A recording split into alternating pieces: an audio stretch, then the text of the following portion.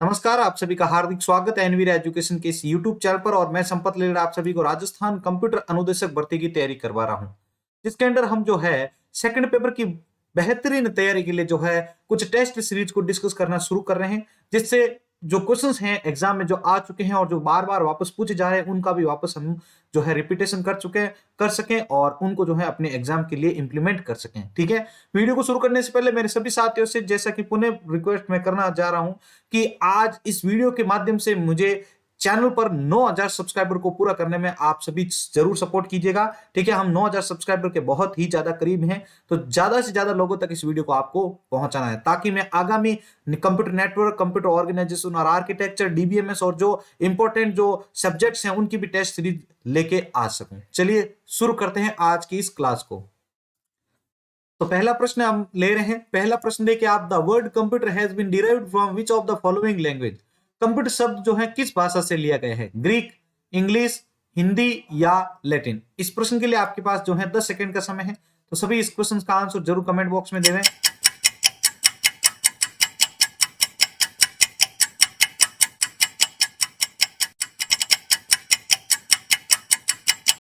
तो देखिए इस प्रश्न का उत्तर आपके सामने लेके आ रहा हूं। कंप्यूटर शब्द किस भाषा से लिया गए हैं? तो इस प्रश्न का उत्तर होगा आपके 4 लैटिन।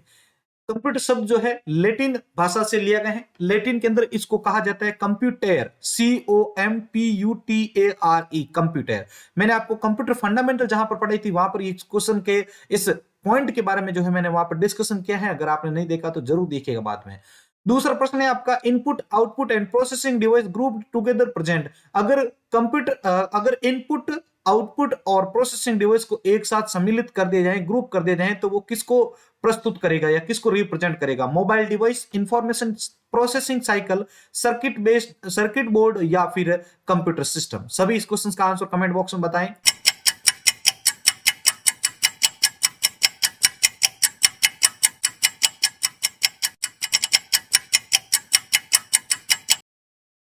तो देखिए इस प्रश्न का उत्तर आपके सामने लेके आ रहा हूं। इस प्रश्न का उत्तर होगा आपके 4 कंप्यूटर सिस्टम। ठीक है, इनपुट, आउटपुट और प्रोसेसिंग जो होते हैं वो कंप्यूटर सिस्टम के अंतर्गत आते हैं, इसलिए कंप्यूटर सिस्टम को रिप्रेजेंट करता है। आगे प्रश्न संख्या 3 के ऊपर बढ़ते हैं। प्रश्न संख्या 3 है आपका, which of the following is correct order of the 4 major function of computer. Computer के मुख्य 4 फंक्शंस को जो है प्रदर्शित करने वाला इनमें से कौन सा जोड़ा सही है?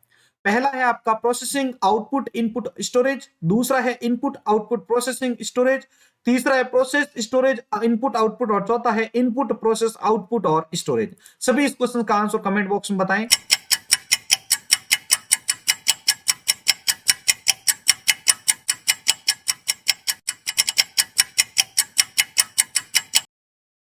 तो देखिए इस प्रश्न का उत्तर आपके सामने लेके आ रहा हूं। इस प्रश्न का सही आंसर होगा आपके 4, इनपुट, प्रोसेस, आउटपुट और स्टोरेज। ठीक है, सभी आंसर देने की कोशिश जरूर करते रहे भी, क्योंकि इससे आपकी भी प्रैक्टिस होगी। मतलब क्या होता है कि इसमें पहले इनपुट होता है, उस फिर इनपुट किए गए जो भी डेटा होता है उस पर प्रोसेस किया जाता है, फिर आउटपुट बनाया जाता है, उसका आउटपुट जनरेट किया जाता है, सॉरी, और उसके बाद उसको आप चाहे तो स्टोरेज ऑफलाइन स्टोर कर सकते हैं या स्टोरेज के अंदर डाल सकते हैं। तो ये इसका सही जोड़ा होता है, सही क्रम होता है चौथा। पांचवा प्रश्न आपके सामने आ रहा है। पांचवा प्रश्न है, collecting the data and converting it into information is called. Data को कलेक्ट करना और उस इंफॉर्मेशन में बदलना क्या कहलाता है? प्रोसेसिंग, कंपाइलिंग, इंपोर्टिंग या एक्सपोर्टिंग, या पांचवा है आपका नन ऑफ दी।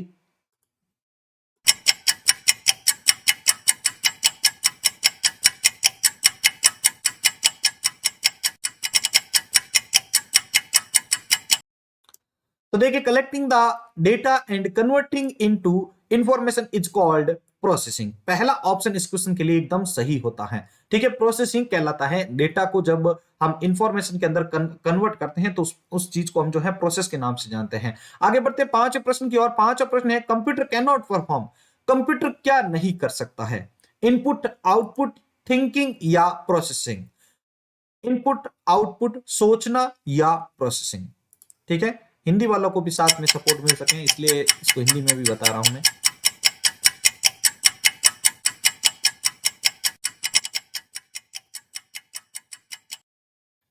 तो देखिए इस प्रश्न का उत्तर सीधा सा है कि कंप्यूटर क्या नहीं कर सकता है, इनपुट कर सकता है, आउटपुट कर सकता है, प्रोसेस भी कर सकता है, बट अभी तक जो है थिंकिंग नहीं कर सकता है, सोच नहीं सकता है। तो पांचवे के लिए यहां पर तीसरा ऑप्शन आपका सही होता है। आगे वाला जो प्रश्न है वो IBPS Indian banking personal service exam के अंतर्गत आईबीपीएस के क्लर्क एग्जाम में पूछा जा चुका क्वेश्चन है 2015 के। मैं बहुत सारे क्वेश्चन आपके सामने आज रखने वाला हूं जो क्वेश्चन एग्जाम में बहुत बार आ चुके हैं और वापस रिपीट भी हो रहे हैं। ठीक है, तो इस प्रश्न का देखिए छठा प्रश्न है आपका, a computer can not perform which of the following function. इनमें से कंप्यूटर कौन सा फंक्शन जो है आपका परफॉर्म नहीं करता है? एडिशन यानी जोड़ना, सबट्रैक्शन, बेक ए केक, या फिर डिवीजन, या पांचवा है आपका नन ऑफ दीज। जल्दी से सभी अपना आंसर बताएं। कंप्यूटर इनमें से कौन सा फंक्शन परफॉर्म नहीं करता है?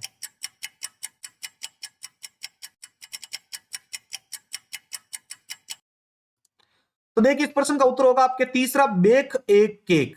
ठीक है, देखो जोड़ सकता है, घटा सकता है, भाग दे सकता है, लेकिन वो बेक केक नहीं कर सकता, ये कोई ऑपरेशन नहीं होता है। तो यहां पर ये आपके छठे के अंदर तीसरा ऑप्शन सही होता है। आगे सातवां प्रश्न है। सातवां प्रश्न भी आपके आईबीपीएस क्लर्क 2013 के एग्जाम में पूछा जा चुका क्वेश्चन है। Part number, description and number of parts order are example of. देखो जो पार्ट नंबर होते हैं, डिस्क्रिप्शन होते हैं उनके बारे में, और पार्ट्स कितने हैं, तो इनका जो क्रम होता है वो किसका उदाहरण है? कंट्रोल, आउटपुट, प्रोसेसिंग, फीडबैक, या फिर इनपुट। सभी इस क्वेश्चन का आंसर बताएं।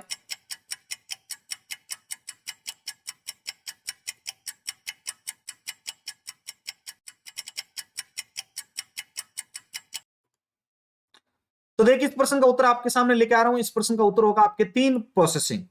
देखिए पार्ट नंबर कौन सा है, उसके बारे में विवरण क्या है, या वो कितने पार्ट्स हैं, तो इन सभी का जो एक क्रम होता है वो किसके अंतर्गत निर्धारित किया जाता है? प्रोसेसिंग के अंतर्गत निर्धारित किया जाता है। तो सातवें के अंदर आपका तीसरा ऑप्शन सही होता है। अगर वीडियो अच्छी लग रही है तो प्लीज लाइक जरूर कर दीजिएगा। इसी प्रकार की टेस्ट सीरीज अभी भी और भी आपके लिए तैयार हो चुकी है, तो अगर आप सपोर्ट करेंगे तो ही आपके लिए नेक्स्ट टेस्ट सीरीज लाई जाएगी। आठवां प्रश्न है, benefit of computer are. Computer के क्या लाभ हैं? Very fast and can store huge amount of data.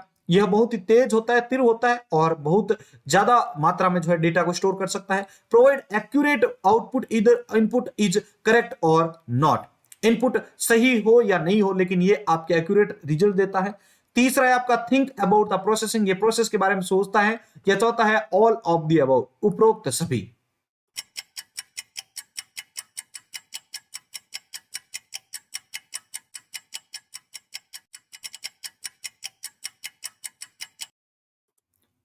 तो देखिए इस प्रश्न का उत्तर आपके सामने लेके आ रहा हूं। क्वेश्चन संख्या 8 के अंदर आपका राइट आंसर होगा एक, very fast and can store huge amount of data. यह बहुत तीव्र होता है और यह बहुत ही अधिक मात्रा में डेटा को स्टोर कर सकता है। अब बहुत सारे साथी ये भी सोच रहे होंगे कि भाई दूसरा भी तो सही होता है ना, आउटपुट सही देता है, लेकिन यहां पर आपने गौर नहीं किया कि इनपुट इज करेक्ट और नॉट। यहां पर यह भी कह रहे हैं कि कंप्यूटर इनपुट जो है वो सही हो या नहीं हो, लेकिन ये आउटपुट सही देता है। अगर इनपुट गलत होगा तो क्या ये आपका सही दे पाएगा? नहीं दे पाएगा। तो ये भी कथन यहां पर गलत होता है। ठीक है, तो ये चीजें यहां पर आपका पहला ऑप्शन इसके लिए सही होता है, कंप्यूटर के लाभ के अंतर्गत। ठीक है, अब आगे बढ़ते हैं नौवे प्रश्न की ओर। तो नौवा प्रश्न आपके सामने है, देखिए ये आपके एसबीआई पीओ के अंदर पूछा जा चुका क्वेश्चन है। A collection of unprocessed item is. Unprocessed item का कलेक्शन या संग्रह जो होता है वो क्या होता है? इंफॉर्मेशन, डेटा, मेमोरी, रिपोर्ट्स, या नन ऑफ दीज।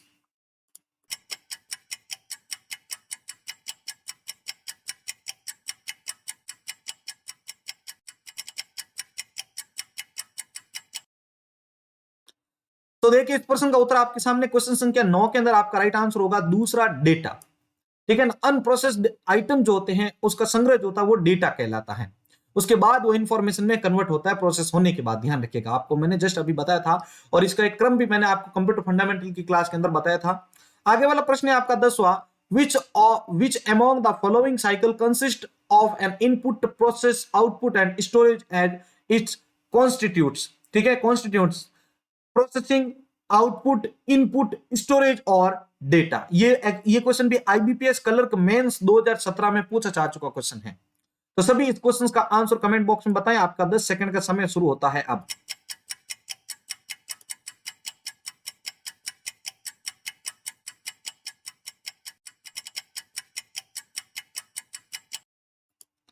तो देखिए 10वें क्वेश्चन के अंदर आपका राइट आंसर लेकर आ रहा हूं। इस प्रश्न का आपका राइट आंसर होगा 5वां डेटा।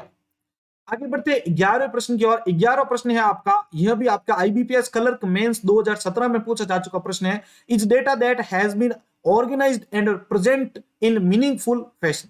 ठीक है, डेटा को जो है ऑर्गेनाइज करके उसको एक अर्थपूर्ण शब्दों में जो है अर्थपूर्ण जो है बनाना क्या कहलाता है?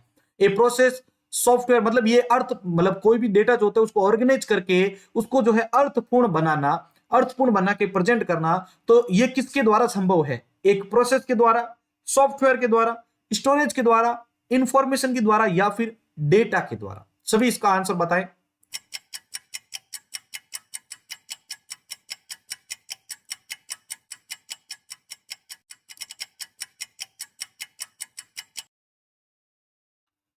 तो देखिए इस प्रश्न का उत्तर आपके सामने लेके आ रहा हूं।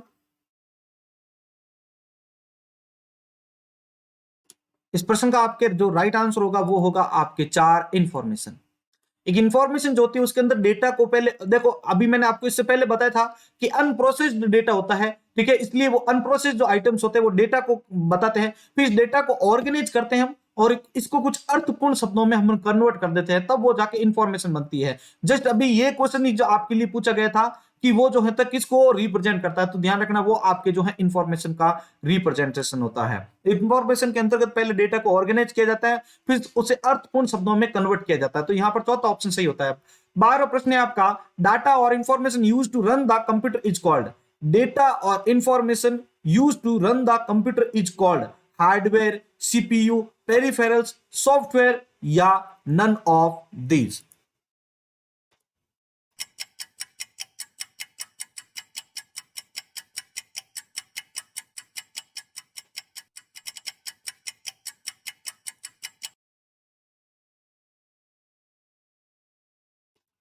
अभी ये जो क्वेश्चन आपके सामने आ रहा है साथियों, तो इस क्वेश्चन के लिए मैं एक चीज आपको स्पष्ट बता देता हूं कि इस क्वेश्चन के लिए जो आंसर की जाई थी उसके अंतर्गत यहां पर जो है नन ऑफ दीज ऑप्शन जो है इसके अंतर्गत बताया गया था कि ये ऑप्शन इसके लिए सही है।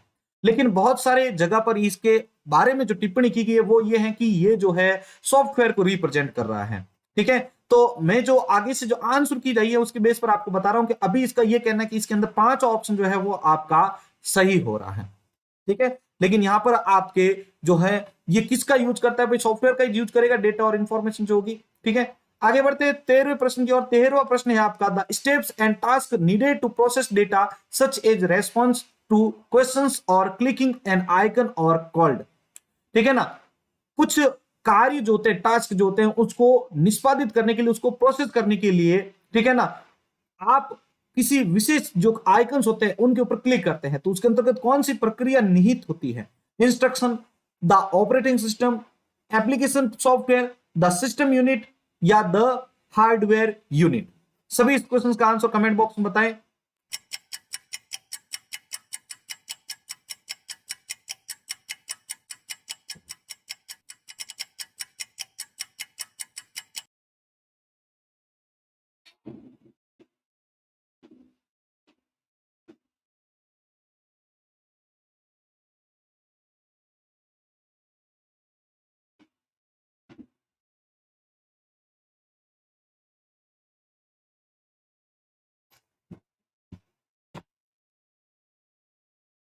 तो इस प्रश्न का उत्तर देखिएगा, इस प्रश्न का आपके राइट आंसर होगा द इंस्ट्रक्शन। इंस्ट्रक्शन क्या होता है भाई? आपके निर्देशों का समूह होता है। ठीक है ना, निर्देश होते हैं। इंस्ट्रक्शन मतलब निर्देश, किसी विशिष्ट कार्य को निष्पादित किया जाता है। अब आप अगर देख पा रहे हो तो आपके मान लीजिए कि डेस्कटॉप के ऊपर कोई आइकन है, आप अपने मोबाइल स्क्रीन का ही एग्जांपल ले लीजिए, उसके ऊपर आइकन्स होते हैं। जैसे आप कैमरा के ऊपर क्लिक करते हैं तो क्या होता है, कैमरा से रिलेटेड जितने भी उसके अंदर प्रोसेसिंग होती है वो क्या होती है, निष्पादित होती है। ठीक है ना, तो उसको हम क्या कहते हैं भाई, इंस्ट्रक्शन कहते हैं। आइकन्स आर कॉल्ड जो है वो आपकी क्या होती है, इंस्ट्रक्शन होती है उसके अंदर, ध्यान रखिएगा। ये भी एक क्वेश्चन जो आपका आईबीपीएस क्लर्क मेंस 2017 में पूछा जा चुका क्वेश्चन है। आगे बढ़ते हैं प्रश्न संख्या 14 की ओर। The earliest calculating device is, the earliest calculate devicing is, सबसे पहला जो गणना यंत्र है, तो देखिए calculator, abacus, difference engine, analytical engine, या नन ऑफ दीज? बहुत ही शानदार और इंपॉर्टेंट क्वेश्चंस आप सभी के लिए आज कलेक्ट करके लेके आए हैं साथियों।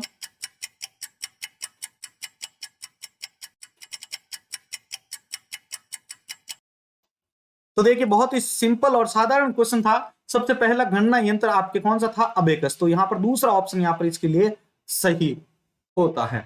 ठीक है, तो वीडियो अच्छा लग रहा है तो प्लीज अभी आपके लिए 1 मिनट का समय है, तो आप जल्दी से जल्दी इस वीडियो को शेयर कर दे भाई, सभी ज्यादा से ज्यादा शेयर कर दे। आज हमें 9K का टारगेट पूरा करना है चैनल के ऊपर। ठीक है, फिर उसके बाद में हम आगे की कुछ रणनीति बनाते हैं जिससे हम 10K सब्सक्राइबर के लिए भी बहुत ही ज्यादा अच्छी तरीके से आपके सामने कंटेंट और लेके आए। तो जल्दी से जिनको शेयर करना है अपने ग्रुप्स के अंदर शेयर कर दीजिए।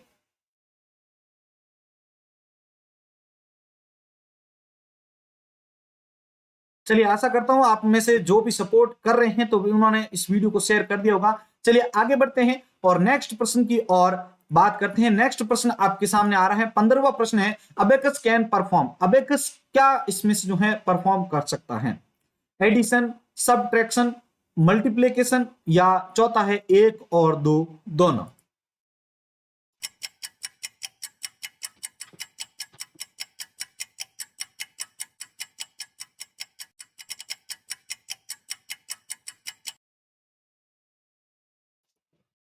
तो देखिए इस प्रश्न का उत्तर होगा आपके फोर्थ, ए एंड एक और दो दोनों जोड़ सकता है और घटाव भी कर सकता है।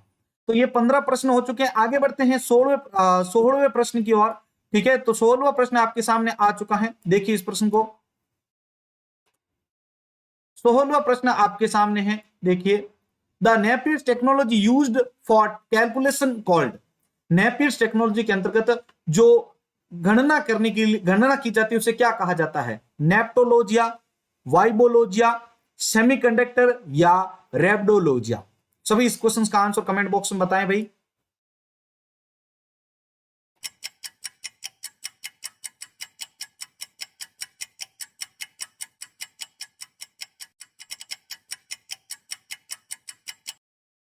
तो देखिए इस प्रश्न का उत्तर आपके सामने, इस प्रश्न का जो राइट आंसर होगा वो होगा आपके 4, रेब्डोलॉजी सॉरी। ठीक है ना, रेब्डोलॉजी जो है यहां पर इस क्वेश्चन के लिए आपका सही होता है। गणना करने के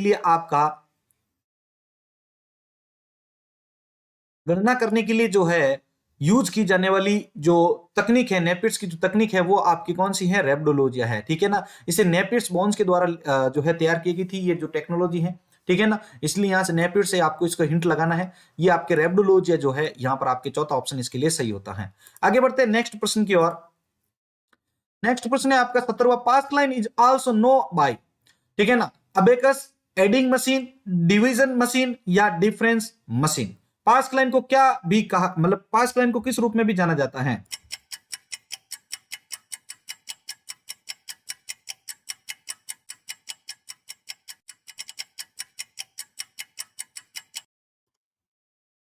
तो देखिए प्रश्न संख्या 17 का उत्तर आपके सामने लेके आ रहा हूं। पास्ट लाइन को एडिंग मशीन के रूप में भी जाना जाता है। यहां पर आपका दूसरा ऑप्शन जो है सही होता है। आगे बढ़ते हैं प्रश्न संख्या 18 की और। Punch card were first introduced by. सबसे पहले पंच कार्ड को जो है यहां पर किसने इंट्रोड्यूस करवाया था? Powers, Pascal's, Jacquard, Herman Hollerith, या फिर नन ऑफ दीज। सभी इसका आंसर जो है कमेंट बॉक्स में बताएं।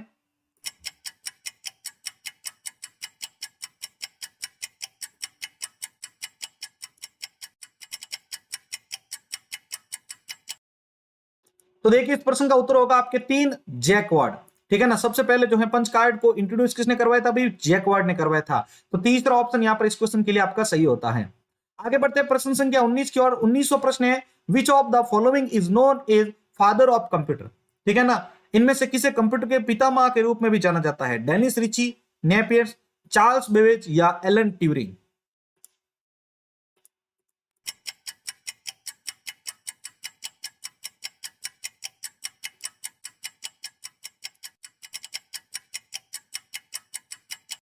तो बहुत ही सरल प्रश्न है आपके लिए। इनमें से किसे कंप्यूटर के पिता के रूप में जाना जाता है, पितामह के रूप में जाना जाता है? तो चार्ल्स बेबेज को जाना जाता है। यहां पर आपका तीसरा ऑप्शन सही होता है। मशीनी लैंग्वेज का आविष्कारक जो है उसमें भी चार्ल्स बेबेज का नाम आता है, ध्यान रखिएगा। यहाँ पर तीसरा ऑप्शन सही होता है इसमें।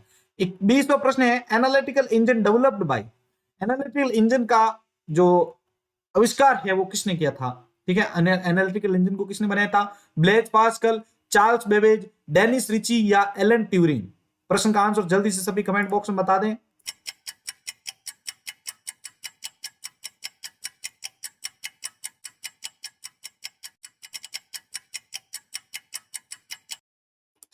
तो देखिए इस प्रश्न का उत्तर होगा आपके दूसरा, चार्ल्स बेबेज। मैंने ये फंडामेंटल में सारे कॉन्सेप्ट आपके क्लियर करवाए हैं, ध्यान रखिएगा। चार्ल्स बेबेज ने डिफरेंस इंजन और एनालिटिकल इंजन दोनों का आविष्कार किया था, ध्यान रखिएगा, ये चीज आपको ध्यान रखनी है इसके बारे में। आगे 21वां प्रश्न है, the analytical engine developed during first generation of computer used as a memory unit RAM, floppies, cards, counter wheels या फिर नन ऑफ दीज। ठीक है, जल्दी से इस क्वेश्चन का जो आंसर है कमेंट बॉक्स में बताएं।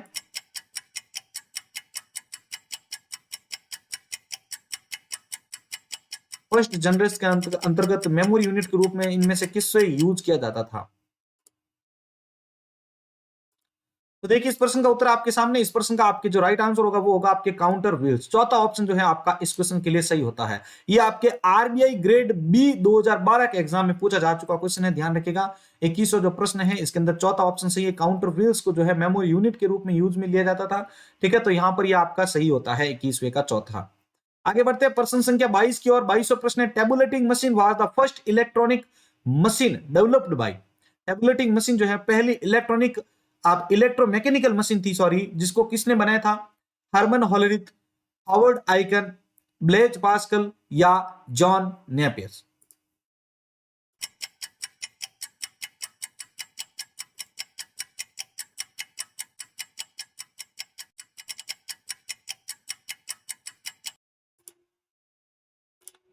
तो देखिए प्रश्न संख्या 22 का उत्तर आपके सामने लेके आ रहा हूं। प्रश्न संख्या 22 का जो राइट आंसर होगा वो होगा आपके एक, हर्मन होलरिथ। ठीक है, टेबुलेटिंग मशीन जो है पहली जो है इलेक्ट्रोमैकेनिकल मशीन मानी जाती है, इसका जो निर्माण है वो हर्मन होलरिथ ने किया था। आगे प्रश्न संख्या 23 है, who design the first electronic computer ENIAC. ENIAC का फुल फॉर्म आपको पहले बता देता हूं, electronic numerical integrated automatic computer. अब यहां पर ये पूछा गया, ये जो फर्स्ट इलेक्ट्रॉनिक कंप्यूटर था इनिएक, इसका आविष्कार किसने किया था? इसको किसने डिजाइन किया था? Von Neumann, Joseph M Jacquard, Presper Eckert and John Mauchly या ऑल ऑफ दी अबव। ये मैंने फंडामेंटल में इस कॉन्सेप्ट को भी क्लियर करवाए हैं, ध्यान रखिएगा।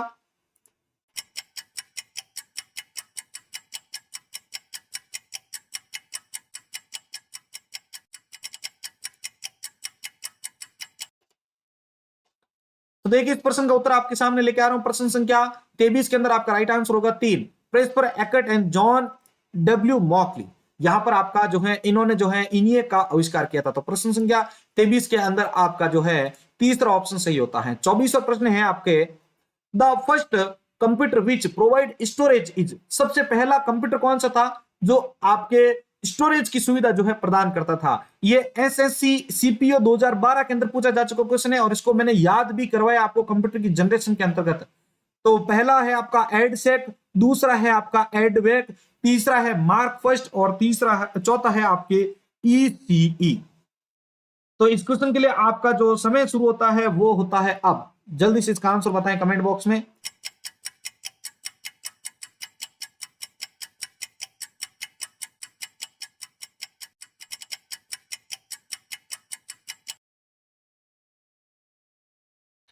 तो देखिए आपके सामने इस प्रश्न का उत्तर लेके आ रहा हूं। इस प्रश्न का आपके राइट आंसर होगा 24वें के अंदर पहला एडसेक। ठीक है ना, इसका आप यहां पर एस से पता लगा सकते हैं वैसे इसका, ठीक है ना, electronic delay storage automatic calculator. तो यहां पर आपका ये जो है फुल फॉर्म होता है एडसेक का। और इस क्वेश्चन के लिए मतलब जो पहला स्टोरेज प्रोवाइड करने वाला कंप्यूटर कौन सा माना जाता है? तो एडसेक माना जाता है, ध्यान रखिएगा। एसएससी सीपीओ 2012 के अंदर पूछा जा चुका प्रश्न है ये। आगे 25वां प्रश्न है आपका, name of the first general purpose electronic computer. इनमें से पहला जनरल पर्पज इलेक्ट्रॉनिक कंप्यूटर कौन सा माना जाता है? एडवेक, एडसेक, यूनिवेक या फिर आपका एडवेक। पांचवा है आपका नन ऑफ दीज, इनमें से कोई नहीं।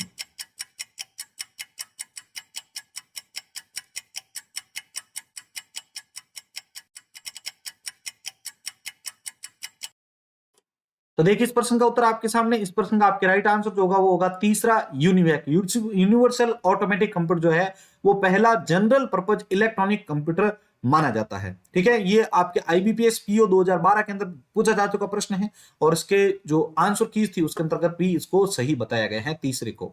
ठीक है ना, कहीं जगह आपको इनिएक भी दिया जाएगा, ठीक है ना, तो इनिएक का ऑप्शन यहाँ पर है नहीं, तो उसके अब मतलब उसके ऑप्शंस के रूप में जो है यहाँ पर यूनिवेक दिया गया है, तो यूनिवेक यहाँ पर सही होता है। ENIAC भी जो है वो जनरल पर्पज कंप्यूटर के रूप में जाना जाता है, लेकिन यहाँ पर ENIAC का ऑप्शन नहीं है, अगर आपको ध्यान से दिख रहे हैं तो यहाँ पर आपका तीसरा ऑप्शन सही होता है यूनिवैक। ठीक है, आगे बढ़ते हैं प्रश्न संख्या 26 की ओर। सभी साथियों से रिक्वेस्ट कर रहा हूं कि भाई इसको आगे जरूर शेयर कर दीजिएगा। ठीक है, कंजूसी मत बरतिए भाई, अगर आपके लिए इतनी कोशिश की जा रही है तो आपका भी सपोर्ट बनता है। 26वां प्रश्न है आपका, computer size was very large in, computer का आकार सबसे बड़ा किस पीढ़ी में था? फर्स्ट जनरेशन, और ये तो इंपॉर्टेंट क्वेश्चन है और इंपॉर्टेंट है और बहुत इजी है। First generation, second generation, third generation और फोर्थ जनरेशन।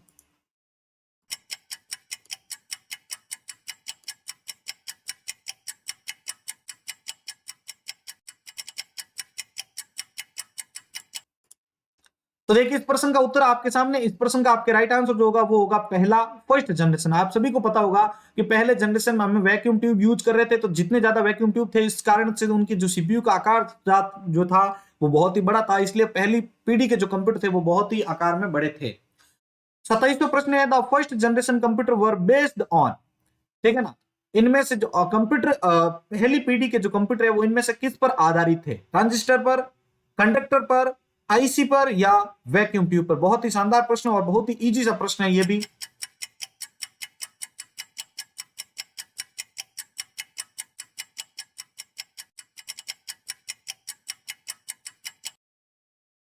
तो देखिए इस प्रश्न का उत्तर आपके सामने, इस प्रश्न का उत्तर होगा आपके वैक्यूम ट्यूब्स। पहली पीढ़ी में किस पुर्जे का यूज किया गया था भाई? वैक्यूम ट्यूब का। दूसरे में किसका यूज किया गया था? आपके ट्रांजिस्टर का। थर्ड में आईसी का। फोर्थ में आपके वीएलएसआई चिप या आप माइक्रो प्रोसेसर भी कहते हैं उसको।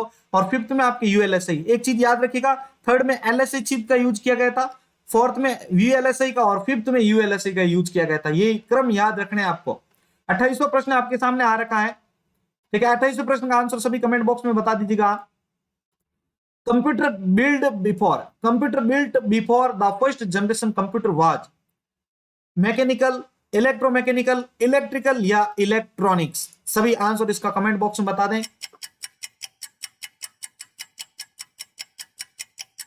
पहली पीढ़ी से पहले किस प्रकार के कंप्यूटरों को बनाया गया था? तो देखिए प्रश्न संख्या 28 के अंदर आपका जो राइट आंसर होगा वो होगा आपके दूसरा, इलेक्ट्रोमैकेनिकल। ठीक है, 28वें के अंदर दूसरा प्रश्न सही आपका। पहली पीढ़ी से जो पहले हैं इलेक्ट्रोमैकेनिकल कंप्यूटरों को बनाया गया था। आगे 29वां प्रश्न है आपका, एसबीआई क्लर्क के अंदर पूछा जा चुका प्रश्न है आपका, first generation computer used language, पहली पीढ़ी के कंप्यूटर किस भाषा का प्रयोग किए थे? मशीन, असेंबली, एक और दो दोनों, हाई लेवल या नन ऑफ दीज? तो जल्दी से सभी इसका आंसर बताएं।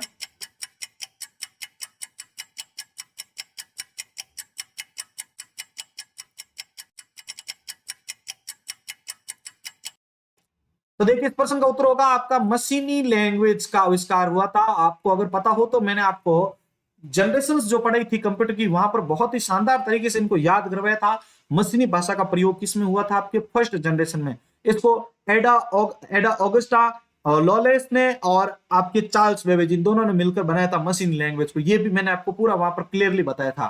तो 19 के अंदर आपका पहला ऑप्शन सही होता है।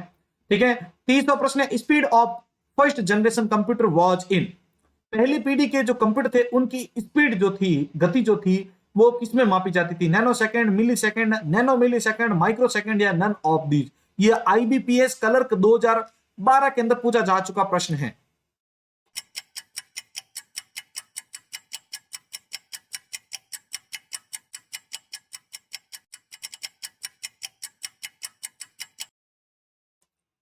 तो देखिए इस प्रश्न का उत्तर आपके सामने लेके आ रहा हूं। प्रश्न संख्या 30 जो है उसके अंदर आपका राइट आंसर होगा चौथा, माइक्रो सेकंड के अंदर जो है पहली पीढ़ी के कंप्यूटर जो थे उनकी गति मापी जाती थी। चौथा ऑप्शन यहां पर सही होता है। 31वां प्रश्न है आपका, the period of second generation computer was, ठीक है ना, जो द्वितीय पीढ़ी थी उसका कंप्यूटर का जो कालक्रम था जनरेशन का वो कौन सा था? 1946 से 1958, 1940 से 1960, 1956 से 63 या 1957 से 64?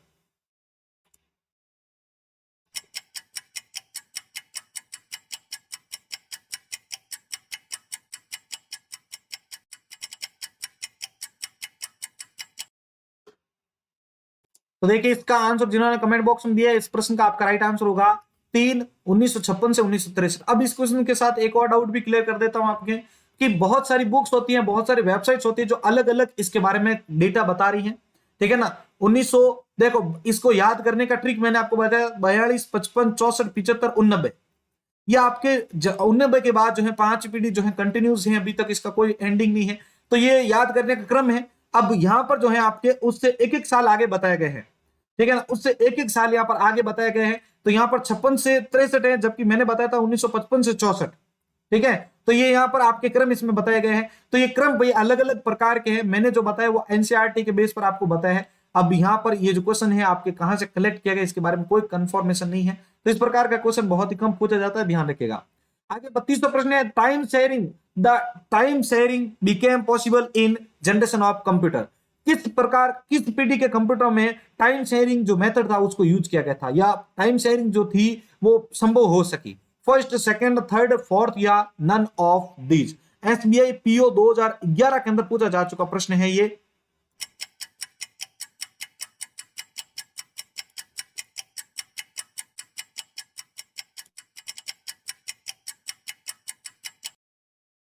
तो देखिए टाइम शेयरिंग जो है वो किस पीढ़ी के कंप्यूटर में संभव हो सकी, तो इस प्रश्न का उत्तर होगा आपके सेकंड जनरेशन के कंप्यूटर्स में संभव होगी, ठीक है ना। तो एसबीआई पीओ 2011 के अंदर पूछा जा चुका प्रश्न है ये। आगे प्रश्न संख्या 33 है आपका, जो कि आईबीपीएस पीओ 2016 में पूछा जा चुका प्रश्न है। इंटीग्रेटेड चिप और ICs were started to be used from which generation of computer. Integrated chip या आप जिसको आईसी भी बोलते हैं वो किस पीढ़ी के कंप्यूटरों में प्रयोग की गई थी, फर्स्ट, सेकंड, थर्ड, फोर्थ या फिफ्थ जनरेशन।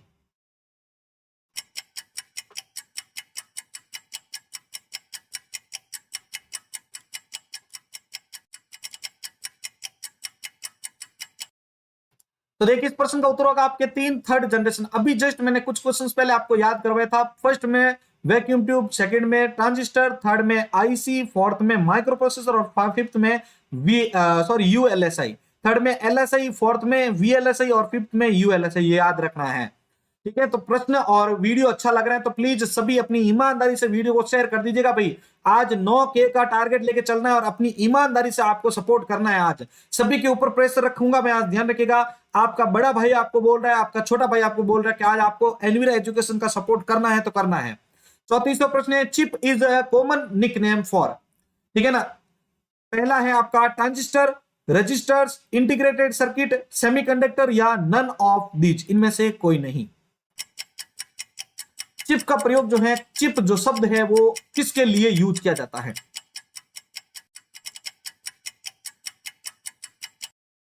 तो इस प्रश्न का उत्तर होगा आपके तीन, इंटीग्रेटेड सर्किट चिप। मैंने आईसी के बारे में पढ़ाया था जब बताया था आपको कि इसको इंटीग्रेटेड सर्किट चिप भी कहा जाता है। तो यहाँ पर ये आपका जो है तीसरा ऑप्शन सही होता है। आईबीपीएस क्लर्क 2014 और 15 में दोनों में पूछा जा चुका प्रश्न है भाई, तो इसको याद रख लीजिएगा। आगे प्रश्न है 35वां, the third generation computer were made with. तीसरी पीढ़ी के कंप्यूटर जो है उनके साथ, उनके अंतर्गत जो है किसके माध्यम से बनाए गए थे, बायोचिप, ट्रांजिस्टर, इंटीग्रेटेड सर्किट और वैक्यूम ट्यूब या फिर डिस्क्रीट कंपोनेंट्स। ये आपके एसबीआई पीओ 2014 के अंदर पूछा जा चुका प्रश्न है।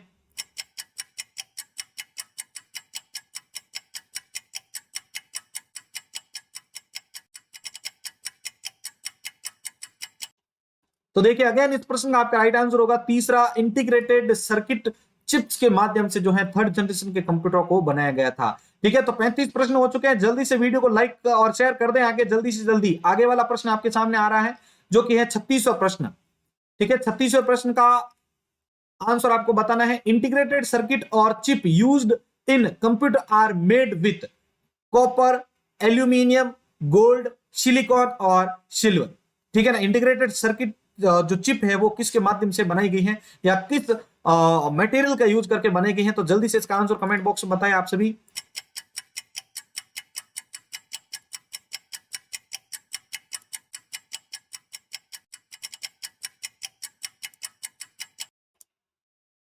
तो देखिए यहाँ पर क्वेश्चन संख्या 36 का आपके सामने राइट आंसर लेके आ रहा हूं। इस प्रश्न का राइट आंसर होगा 4, सिलिकॉन। इंटीग्रेटेड सर्किट जो है वो सिलिकॉन चिप के रूप में भी जानी जाती है। इसका सिलिकॉन का माध्यम से जो है इसका निर्माण किया गया था। तो ये भी आईबीपीएस क्लर्क 2014 के अंदर पूछा जा चुका क्वेश्चन है। तो देखो भाई आईसी जो टॉपिक है बहुत ही इंपॉर्टेंट है, इसको पूछा जाता है गवर्नमेंट के जो एग्जाम होते हैं वहां पर, ठीक है। आगे बढ़ते हैं नेक्स्ट प्रश्न 37वें की ओर।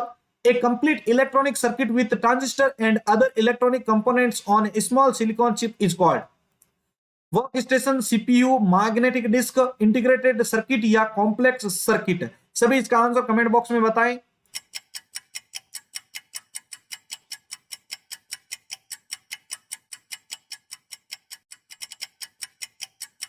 ट्रांजिस्टर और अन्य इलेक्ट्रॉनिक सर्किट्स का प्रयोग करते हुए जो चिप की छोटी सिलिकॉन चिप बनाई जाती है उसको क्या कहा जाता है?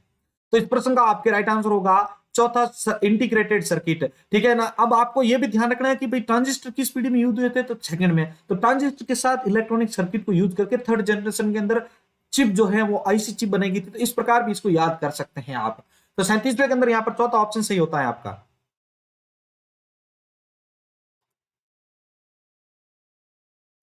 आगे वाला प्रश्न आपके सामने आ रखा है 35वां प्रश्न, 38वां प्रश्न है सॉरी आपके सामने। PC are considered fourth generation and contain information, data, vacuum tube, micro processor, transistor. यह एसबीआई पीओ 2014 के अंदर पूछा जा चुका प्रश्न है। सभी इसका आंसर कमेंट बॉक्स में बताएं। फोर्थ जनरेशन में इनमें से किसका प्रयोग किया गया था?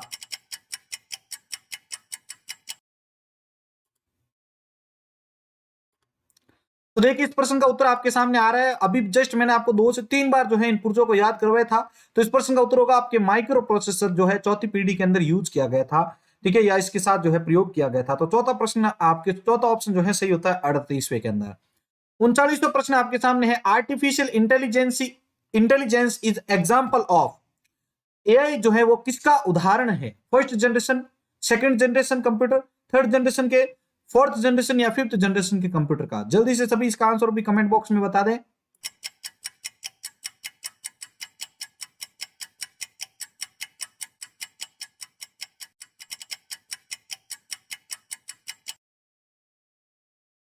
तो देखिए प्रश्न संख्या 39 का आंसर आपके सामने लेके आ रहा हूं।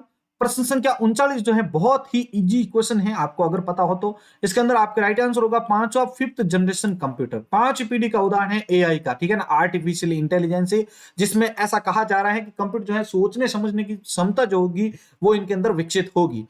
40वां प्रश्न है first computer of India is. Computer Bharat का पहला कंप्यूटर कौन सा है? परम, सिद्धार्थ, आईबीएम 370 या क्रे 1? क्वेश्चन को और आंसर को बहुत ही ध्यान से पढ़िएगा, फिर आंसर बताइएगा भाई इसका।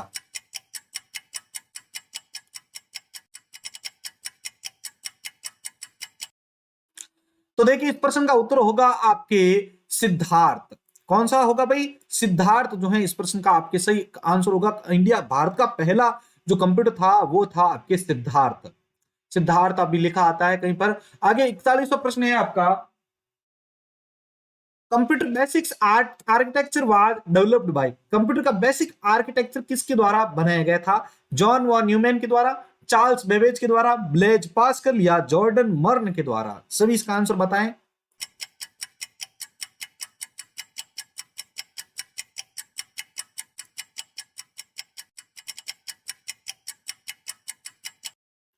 तो देखिए इस प्रश्न का उत्तर होगा आपके एक जॉन वॉन न्यूमैन के द्वारा जो है कंप्यूटर का बेसिक आर्किटेक्चर डेवलप किया गया था। 42वां प्रश्न है आपका who developed integrated circuit chip. ठीक है, आपका पहला ऑप्शन है मतलब आईसी का आविष्कार इनमें से किसने किया था? रॉबर्ट नाइक ने, सी बेबेज, चार्ल्स बेबेज जिसको बोलते हैं, जे स्किल्बी, सी we Raman.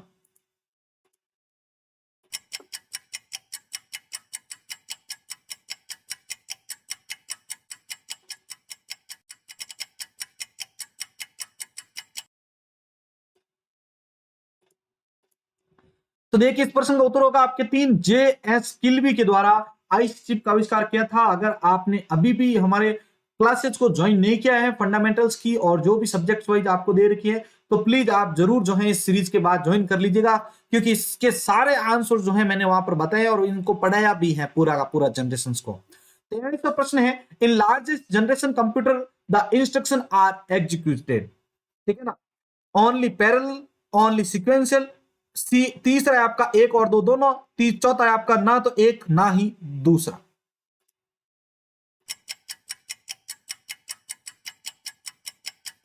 The latest generation computers the instruction are executed ठीक है ना। अभी जो वर्तमान में जो कंप्यूटर्स हैं उसके अंदर इंस्ट्रक्शन को किस प्रकार एग्जीक्यूट किया जाता है। तो जल्दी से इसका आंसर बताएं। तो देखिए इस क्वेश्चन के लिए जो समय था वो आपका समाप्त हो चुका है और इसका राइट आंसर होगा आपका तीसरा, बोथ ए एंड बी। ठीक है ना, एक और दो दोनों, मतलब पैरेलल भी हो सकता है, सीक्वेंशियल भी हो सकता है। सीक्वेंशियल और पैरेलल के अंतर्गत क्या होता है कि पैरेलल यानी एक साथ, सीक्वेंशियल यानी किसी एक क्रम के अंतर्गत ही, मतलब दोनों में से कोई भी मेथड यूज किया जा सकता है। ठीक है, तो 43 प्रश्न हो चुके हैं। आगे बढ़ते हैं 44वें प्रश्न की ओर। 44वां प्रश्न आपके सामने आ रहा है। 44वां प्रश्न है आपका माइक्रो कंप्यूटर्स हार्डवेयर। ठीक है, ध्यान से देखिएगा इस प्रश्न को, थोड़ा सा इसको एडजस्ट कर लेते हैं पहले। आई थिंक अब सही है। चलिए, micro computer hardware consist of three basic category of physical equipment. ठीक है ना, माइक्रो कंप्यूटर कंप्यूटर जो हार्डवेयर होता है उसके अंदर तीन बेसिक कंपोनेंट्स कौन से होते हैं, कैटेगरीज कौन सी होती है एक फिजिकल के? Keyboard monitor hardware, system unit input output या memory, system unit input output या secondary storage, system unit primary storage या सेकेंडरी स्टोरेज। आपको क्वेश्चन को थोड़ा सा ध्यान से पढ़ना है, इजी है क्वेश्चन।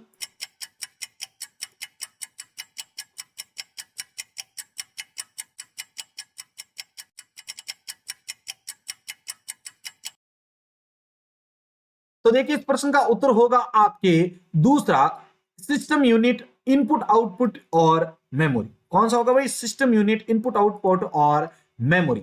ये जो है आपके micro computer hardware consist of three basic category जो होती है फिजिकल इक्विपमेंट की, वो यहां पर इसके अंतर्गत मानी जाती है। आगे बढ़ते हैं 45वें प्रश्न की ओर। यह प्रश्न आपके आईबीपीएस पीओ 2012 के अंदर पूछा जा चुका प्रश्न है। Which of the following option correctly express the meaningful of terms PC? Independent computer for all working staff. दूसरा है आपका personal computers widely available to individual workers with which they can access information from layer system and increase their personal productivity. तीसरा है आपका packed computer system formed by joining together of various computer terminals. और चौथा है computer manufactured by Pentium company. तो इसका answer सभी comment box में बताएं भाई।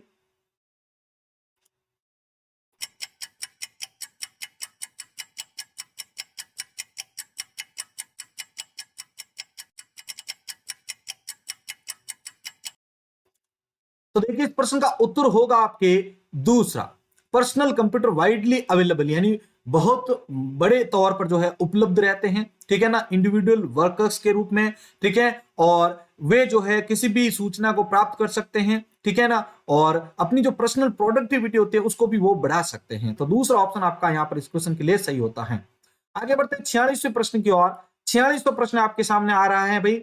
Which of the following is small micro processor based computer designed to be used by one person at a time? ठीक है ना, एक समय में एक ही व्यक्ति कार्य कर सकता है। ठीक है ना, जो कि एक small micro computer based computer माने जाते हैं। तो वो इनमें से कौन से हैं? Notebook, super computer, all in one notebook या पर्सनल कंप्यूटर? बहुत ही इजी क्वेश्चन है, इसको हिंट से ही आप बता सकते हैं इसका आंसर।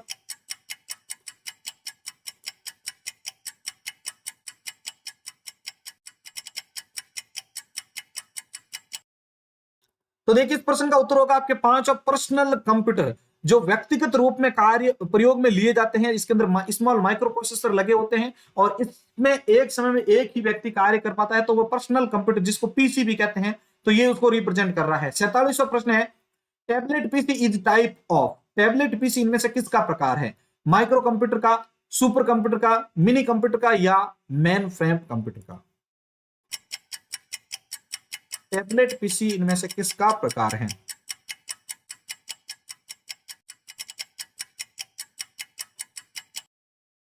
तो देखिए 47वें प्रश्न का आंसर आपके सामने लेके आ रहा हूं। इस प्रश्न का आपके राइट आंसर होगा एक माइक्रो कंप्यूटर का उदाहरण है। 47वें के अंदर आपका जो टैबलेट पीसी का जो क्वेश्चन है उसके अंदर पहला आपके सही होता है, माइक्रो कंप्यूटर का उदाहरण है टैबलेट पीसी। 48वां प्रश्न है, computers that are portable and convenient to use for users who travel are known as. ठीक है ना, ऐसे कंप्यूटर जिनको यूजर अपनी आवश्यकता अनुसार अपने मतलब जहां पर भी उनका जाना होता है उनके साथ वो ले जा सकते हैं, तो उनको हम किस रूप में जानते हैं? Super computer, mini computer, main frame computer या लैपटॉप्स?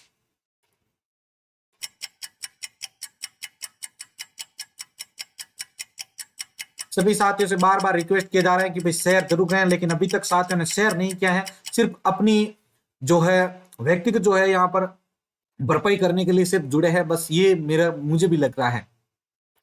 ठीक है, तो इस प्रश्न का उत्तर देखिए। इस प्रश्न का आपके जो राइट आंसर होगा वो होगा चौथा, लैपटॉप्स। बहुत इजी सा क्वेश्चन है। लैपटॉप्स होते हैं वो इस प्रकार के छोटे पोर्टेबल कंप्यूटर्स होते हैं जिनको आसानी से हम कहीं पर भी ले जा सकते हैं, यात्रा के दौरान या कहीं पर भी जो आप जा रहे हैं काम के दौरान, तो वहां ले जा सकते हैं। 49वां प्रश्न है, desktop and personal computers are also no as. Desktop और पर्सनल कंप्यूटर को किस रूप में भी जाना जाता है? Super computer, servers, main frames, peripheral equipment या माइक्रो कंप्यूटर्स। बहुत ही इजी सा प्रश्न है ये भी, और ये प्रश्न जो है वो आपके एसबीआई क्लर्क 2012 के अंदर पूछा जा चुका प्रश्न है।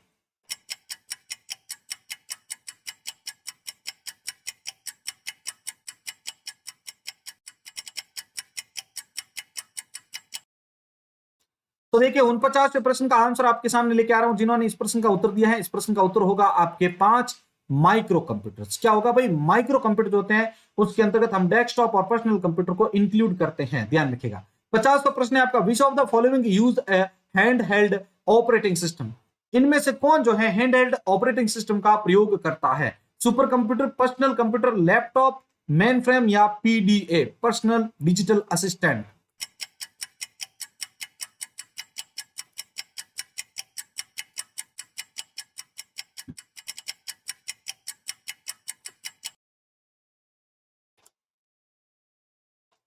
तो देखिए हैंड हेल्ड ऑपरेटिंग सिस्टम का जो यूज करता है वो किस प्रकार के कंप्यूटर का उदाहरण है? वो पीडीए का उदाहरण है। 5 ऑप्शन यहां पर सही होता है। पर्सनल डिजिटल असिस्टेंट भी कहा जाता है, इसको ध्यान रखिएगा।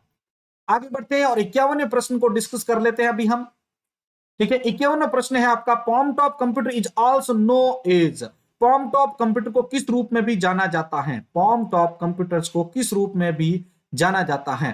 Personal computer, notebook computer, tablet PC या हैंड हेल्ड कंप्यूटर। सभी इसका आंसर कमेंट बॉक्स में बता दे भाई। तो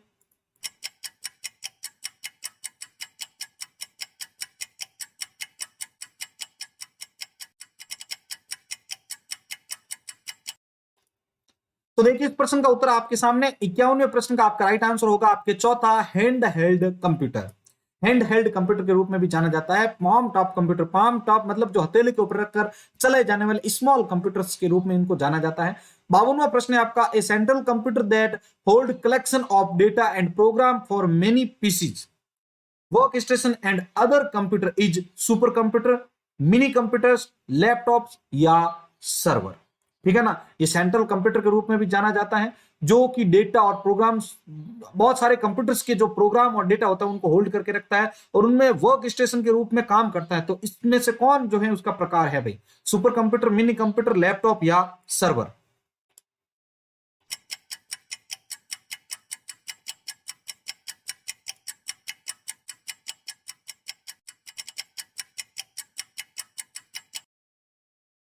तो देखिए 52वें प्रश्न का आंसर आपके सामने लेके आ रहा हूं। इस प्रश्न का उत्तर होगा आपके 4, सर्वर के रूप में जाना जाता है। बहुत सारे कंप्यूटर्स का ये कंप्यूटर्स के जो डेटा होते हैं उनको होल्ड करके रख सकता है, प्रोग्राम को ये रीड जनरेट करता है, तो या उसके माध्यम से जो है संचालित किए जाते हैं। तो उसका जो ये उदाहरण है वो एक सर्वर के रूप में जाना जाता है। आगे प्रश्न संख्या 53 की ओर बढ़ते हैं। Which computer is used for computer aided design calculation. ठीक है ना, which computer is used for computer aided design, जिसको कैड भी कहा जाता है, calculation. Mini computer, main frame computer, super computer या माइक्रो कंप्यूटर।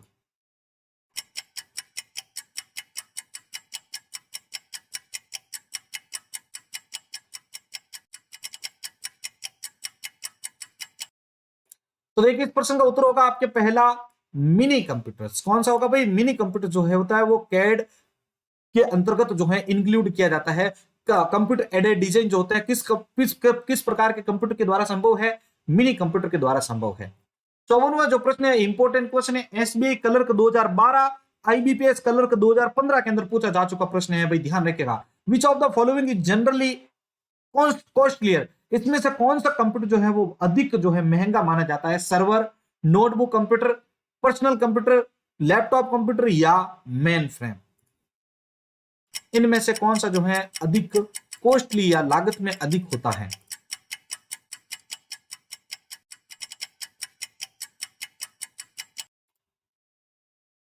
तो देखिए इस प्रश्न का उत्तर आपके सामने, इस प्रश्न का आपके राइट आंसर होगा 5 मेन फ्रेम। कौन सा माना जाता है? मेन फ्रेम जो होता है वो माना जाता है आपके इन कंप्यूटर्स में सबसे अधिक महंगा मेन फ्रेम माना जाता है। 55वां प्रश्न है, the user generally applies to access main frame of super computer. The user generally applies to access main frame और सुपर कंप्यूटर। तो मेन फ्रेम और सुपर कंप्यूटर को मतलब यूज करने के लिए या उनसे जुड़ने के लिए एक सामान्यतः किसका प्रयोग किया जा सकता है? टर्मिनल्स का, नोड, डेस्कटॉप या हैंड हेल्ड। इस क्वेश्चन का आंसर बहुत ही इजी है, थोड़ा सोच के इसका आंसर बताइएगा।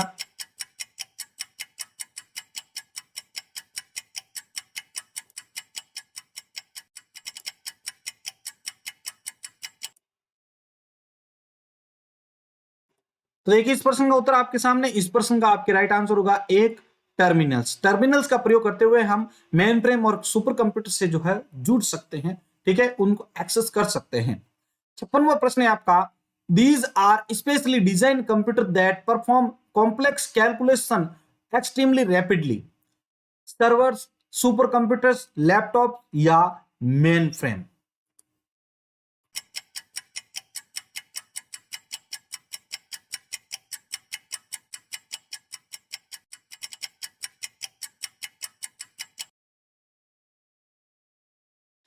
तो देखिए इस प्रश्न का उत्तर आपके सामने, इस प्रश्न का राइट आंसर होगा आपके दूसरा, सुपर कंप्यूटर।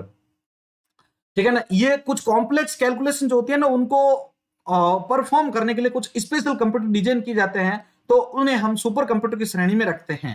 57वां प्रश्न है आपका, अब यहां पर आपके जो है इसमें जो है यहां पर कौन सा ऑप्शन आएगा वो बताना है। A is a large and expensive computer capable for performing scientific and business application. जो साइंटिफिक यानी वैज्ञानिक तौर पर जो यूज किए जाते हैं और बड़े बड़े जो वेबसाइट्स होते हैं वहां पर जो उनकी एप्लीकेशन होती है उनके लिए यूज में किया जाने वाला एक एक्सपेंसिव लार्ज कंप्यूटर कौन सा माना जाता है? Super computer, main frame computer, mini computer या हैंड हेल्ड कंप्यूटर।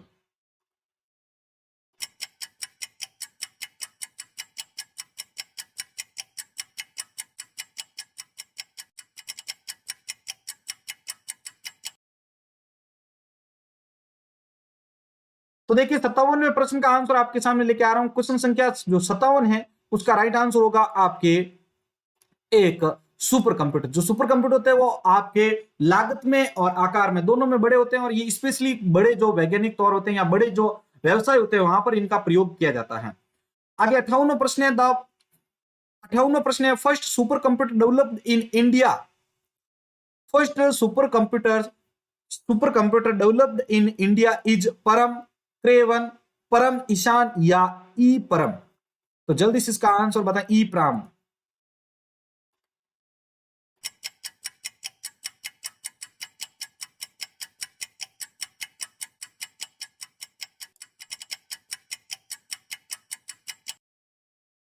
तो देखिए इस प्रश्न का उत्तर होगा आपके पहला, परम। भारत में बनाया गया पहला सुपर कंप्यूटर परम है। और जब इससे पहले क्वेश्चन आया था कि भारत में बनाया गया पहला कंप्यूटर कौन सा था, तो वहां पर सिद्धार्थ है। ये आपके क्वेश्चन जो कंफ्यूजन वाले हैं, सुपर कंप्यूटर जो है वो होता है परम, ठीक है, और आपका जो एक नॉर्मल जो कंप्यूटर बनाया गया था भारत में वो था आपके सिद्धार्थ था। ठीक है, आगे बढ़ते हैं 59वें प्रश्न की ओर। Pratyush is first super computer in the world. First, second, third या फोर्थ। जल्दी से इसका आंसर कमेंट बॉक्स में बताएं।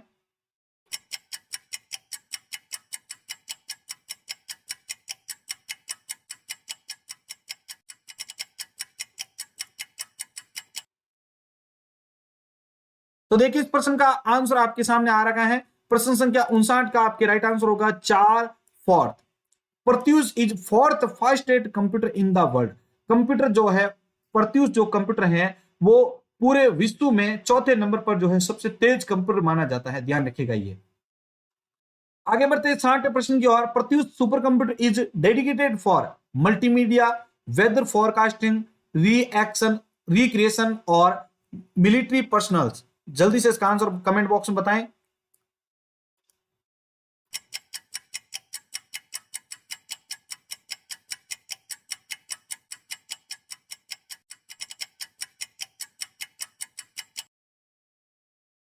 तो देखिए 59वें प्रश्न का आंसर आपके सामने लेके आ रहा हूं। क्वेश्चन संख्या 59 के अंदर जिन्होंने आंसर दिया है सॉरी 60 के अंदर जिन्होंने आंसर दिया है अपना आंसर जांच कर लीजिएगा, ठीक है। 60वें के अंदर आपका राइट आंसर होगा दूसरा, वेदर फोरकास्टिंग के लिए, ठीक है ना। जो मौसम अनुसंधान केंद्र होते हैं वहां पर इनका यूज किया जाता है प्रत्यूष सुपर कंप्यूटर का। आगे बढ़ते 61वें प्रश्न की ओर। 61वां प्रश्न आपके सामने आ रहा है, which of the following is in which of the following is the India's first multi petaflops यानी पीएफ जिसको बोला जाता है सुपर कंप्यूटर, ठीक है ना। इंडिया का पहला मल्टी पेटाफ्लॉप्स सुपर कंप्यूटर कौन सा है? परम, प्रत्यूष, परम ईशान या तिहाने 2?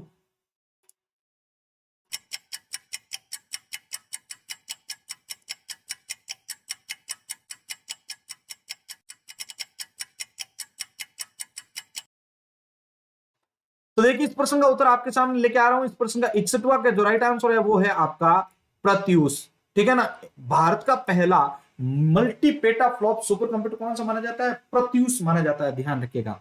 और एक चीज ध्यान रखिएगा, सुपर कंप्यूटर की जो गति होती है वो फ्लॉप्स के अंदर मापी जाती है, फ्लोटिंग पॉइंट ऑपरेशन पर सेकेंड इसकी फुल फॉर्म होती है, ये भी ध्यान रखना है इसके बारे में।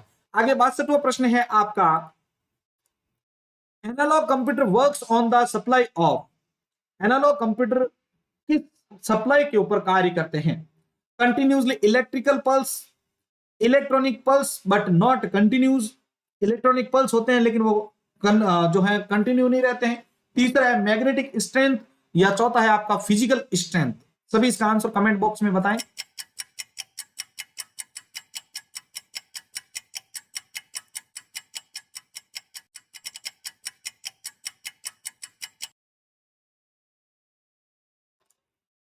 तो देखिए इस प्रश्न का उत्तर होगा आपके पहला, कंटिन्यूसली इलेक्ट्रॉनिक पल्स। जो कंटिन्यू इलेक्ट्रॉनिक पल्स होते हैं उसके बेस पर जो है एनालॉग कंप्यूटर में जो कार्य होता है उसको सप्लाई किया जाता है, ठीक है ना।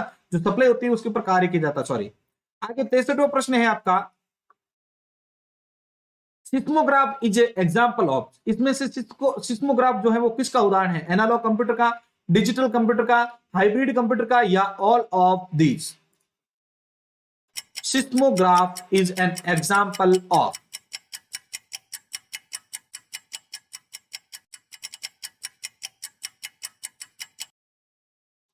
तो देखिए प्रश्न संख्या 63 का आंसर आपके सामने लेके आ रहा हूं। प्रश्न संख्या 63 के अंदर आपका जो राइट आंसर होगा वो होगा पहला, एनालॉग कंप्यूटर का उदाहरण है सिस्मोग्राफ। आगे बढ़ते हैं प्रश्न संख्या 64 की ओर। These computer works by calculating the binary digits, these computer works by calculating binary digit, hybrid, digital, analog या जनरल पर्पज कंप्यूटर, ठीक है ना। इनमें से कौन से कंप्यूटर जो होते हैं वो बाइनरी डिजिट के आधार पर गणनाएं करते हैं?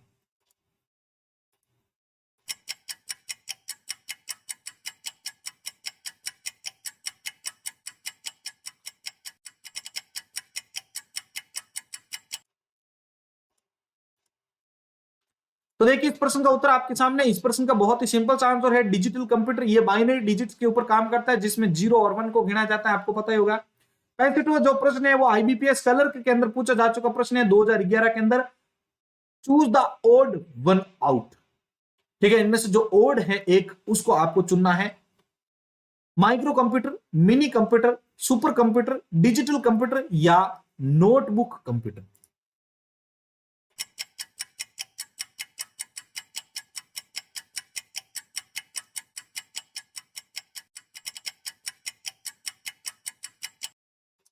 तो देखिए इस प्रश्न का उत्तर आपके सामने, इस प्रश्न का उत्तर होगा आपके चौथा, डिजिटल कंप्यूटर जो है वो एक ओड है इन श्रेणी के अंतर्गत। आगे बढ़ते हैं 66वें प्रश्न के अंदर। ये प्रश्न आपके एसबीआई क्लर्क 2013 के अंदर पूछा जा चुका प्रश्न है। A hybrid computer is the one having the combined properties of super and micro computers, mini and micro computers, analog and digital computers, super and mini computers, या पांचवा है नन ऑफ दीज अबाउट? जल्दी से इसका answer comment box में बताएं सभी।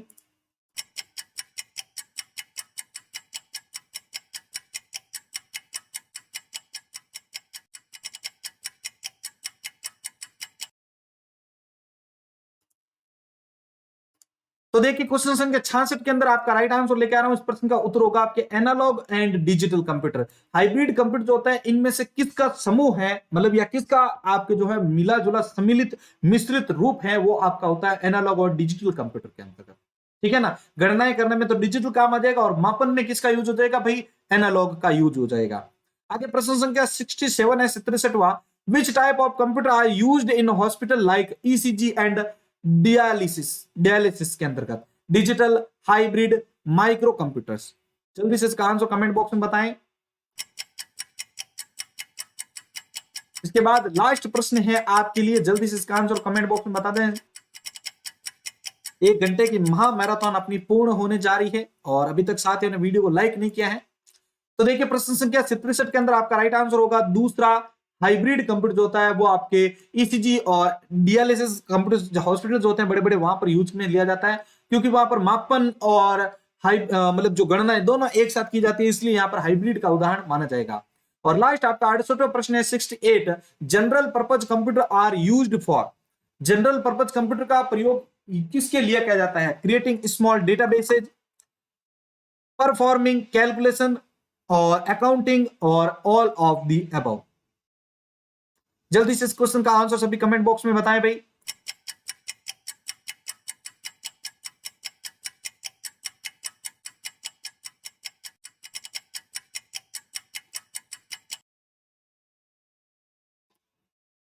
तो देखिए इस प्रश्न का उत्तर आपके सामने, इस प्रश्न का आपके उत्तर होगा चौथा, अकाउंटिंग।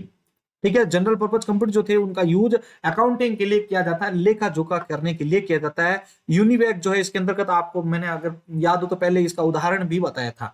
तो साथियों ये थे हमारे आज के इंपॉर्टेंट क्वेश्चंस, 68 क्वेश्चन किए हैं और हमने आज जो है इससे भी ज्यादा बहुत सारे क्वेश्चंस हैं। अगर आप सपोर्ट करेंगे तो आपके लिए इसी प्रकार के बहुत सारे क्वेश्चंस में लेके आने वाला हूं। अगर आपका सपोर्ट रहा तो मैं इस वीडियो के लिए स्पेशली आपसे टारगेट रखूंगा कि मुझे 9000 सब्सक्राइबर को पूरा करने के लिए इस वीडियो को इतना ज्यादा शेयर कर दें ताकि 9000 पूरे हो जाएं और आपको आने वाली नेक्स्ट वीडियो के अंदर 68 नहीं बल्कि हजारों की संख्या में क्वेश्चंस देखने को मिले और डेफिनेटली ये क्वेश्चंस आपके बहुत ज्यादा काम आएंगे एग्जाम के अंदर। मुझे पता है कि आज के क्वेश्चन आपको बहुत ही ज्यादा अच्छे लगे होंगे क्योंकि क्वेश्चन थोड़े हटके थे और कुछ एक क्वेश्चन इजी थे, बाकी सारे क्वेश्चन आपको लग रहे होंगे कि एग्जाम में आ सकते हैं। तो इसलिए ध्यान रखें भाई, चैनल को सपोर्ट करते रहें, वीडियो को लाइक करते रहें, ठीक है। और आज देखते हैं भाई 9K का टारगेट कौन पूरा करवाने में सपोर्ट करते हैं। फुल इसको शेयर कर दीजिए, सबसे पहली बात ये मैं कहना चाहूंगा, ठीक है। और सपोर्ट करना ही चाहते हैं तो ज्यादा से ज्यादा इसको शेयर कर दीजिए। फिर मैं इस पीडीएफ को आपको बिल्कुल फ्री में प्रोवाइड कर दूंगा टेलीग्राम चैनल के ऊपर। 9K स्पेशल इस पीडीएफ को मैं आपको टेलीग्राम पे प्रोवाइड करने वाला हूं। अब देखते हैं कि आप कितना फास्ट जो है हमें सपोर्ट कर पाते हैं। इसी के साथ मैं संपत लीडर आप सभी से अलविदा लेता हूं। मिलते हैं एक और नई टेस्ट सीरीज के साथ। जय हिंद, जय भारत।